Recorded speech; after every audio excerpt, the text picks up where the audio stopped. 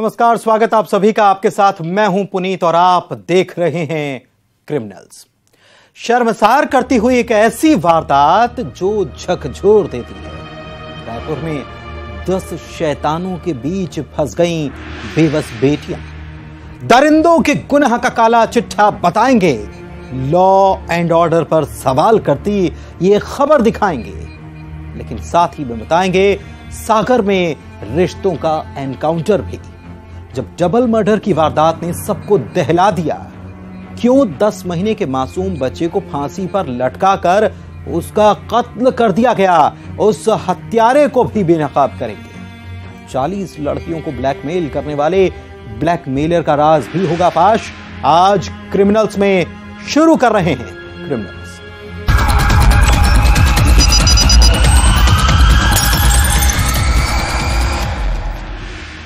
तो कलंक की वो दास्तान जो झकझोर देती है, शर्मसार करती है वो वारदात जो रोंगटे खड़े कर देती है। जब बेबस बेटियां 10 दरिंदों के चक्रव्यूह में फंस गईं। रक्षाबंधन मनाकर लौट रही थी वो बेटियां, लेकिन शैतानों ने उन बच्चियों से हैवानियत का वो खेल खेला जो थर्रा कर रखते।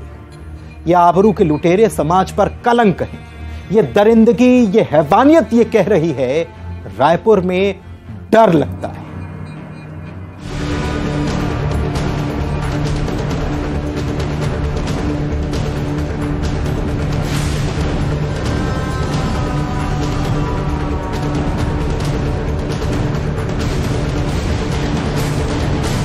सभी ने मिलकर इनके पास रखे मोबाइल और कुछ पैसे थे उनको छीन लिया, और उसके बाद में इन लोगों ने अपना मोबाइल भी उसको दिया कि भाई हमको छोड़ दो, हम जाना चाहते हैं यहाँ से। तो इन लोगों ने फिर बाद में दोनों लड़कियों को जबरन अपने साथ में ले गए और बारी बारी से उनके साथ में सामूहिक रूप से इसके साथ दुष्कर्म किया।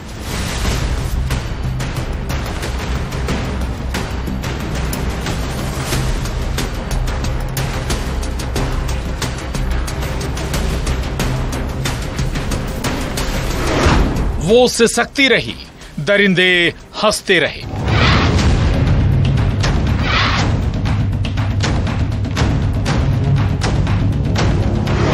वो गिड़गिड़ाती रही, शैतान नोचते रहे।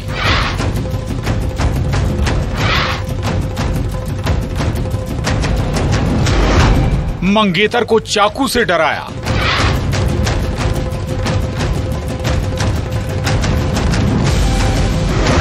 सगी बहनों से वहशीपन, हैवानियत, दरिंदगी।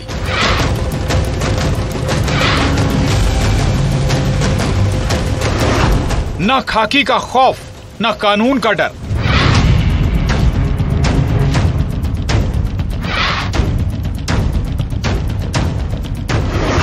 आबरू के लुटेरे, समाज पर कलंक।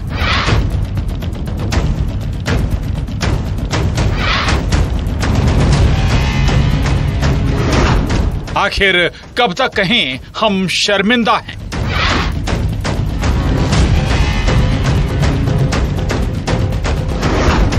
रायपुर में बेटियों का चीरहरण, चीत्कार।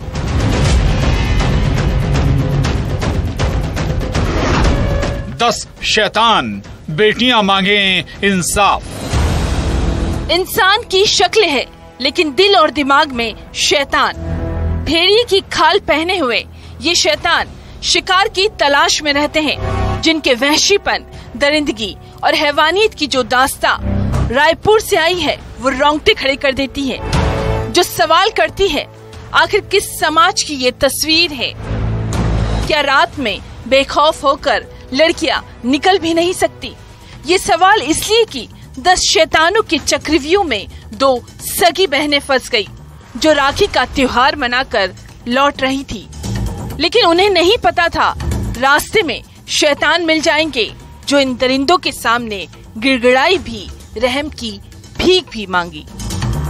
मंदिर हसोद थाना में कल रात में 1 बजे एक युवती आई और उसने एक रिपोर्ट दर्ज कराई कि वो अपनी बहन और अपने मंगेतर के साथ में राखी त्योहार मनाकर वो छतौना तरफ से आ रही थी। भानसोद जब क्रॉस की थी, उसके आगे कुछ लड़के मिले और उनके ऊपर छींटाकसी की। तो इन लोगों ने इसको इग्नोर किया, आगे बढ़े कुछ ही दूर गए थे, 1-2 किलोमीटर के आसपास। तो वहां पर 3 लड़के बाइक में सवार थे। उन लोगों ने इनको रोका। रोकने के पश्चात जो पीछे जो लड़के इनको छींटाकसी करते जा रहे थे वो भी इनके पास आ गए। लेकिन इंसान से शैतान बने इन हैवानों ने हैवानियत की सारी हदें ही पार कर दी।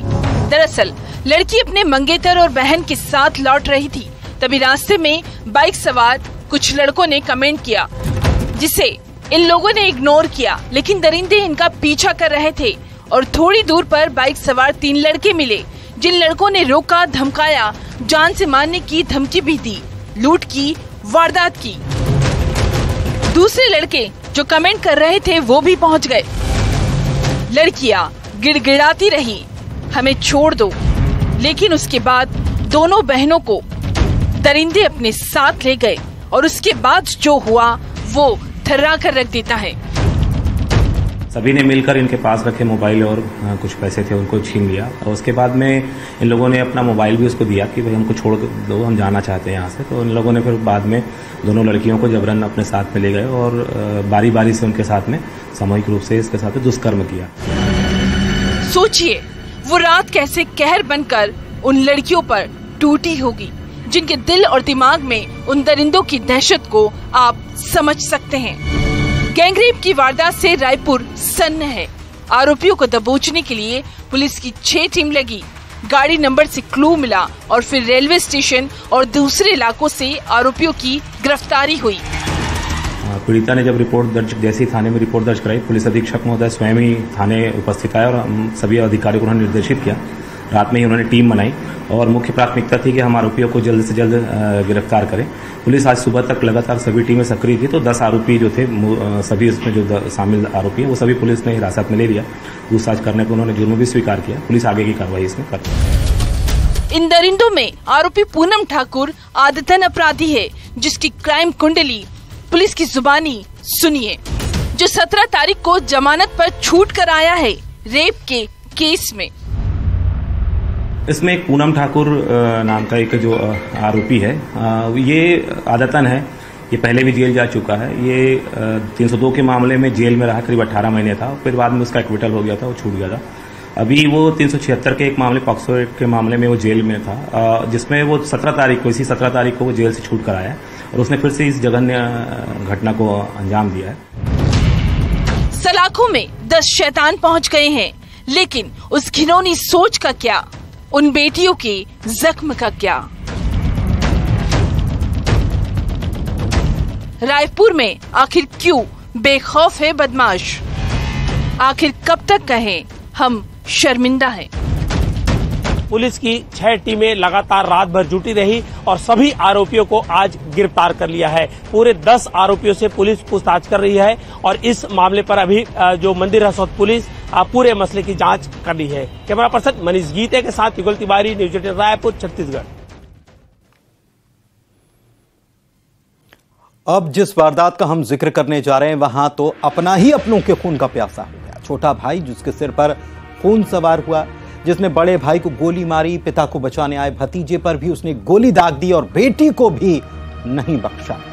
इस वारदात में बड़े भाई और भतीजे की मौत हो गई। आखिर क्यों हुआ रिश्तों का यह एनकाउंटर?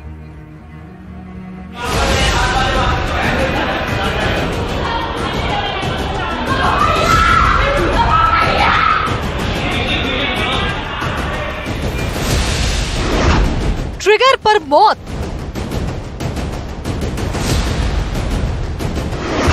जब बाहर रिश्तों का लहू।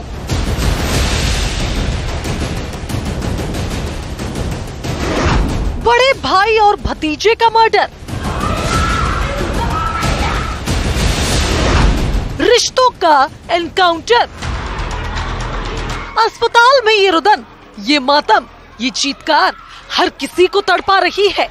ये अस्पताल नफरत, इंतकाम की उस वारदात को बयां कर रहा है जब अपना ही अपनों की जान का दुश्मन बन गया, जब दिलों में नफरत घर कर गई।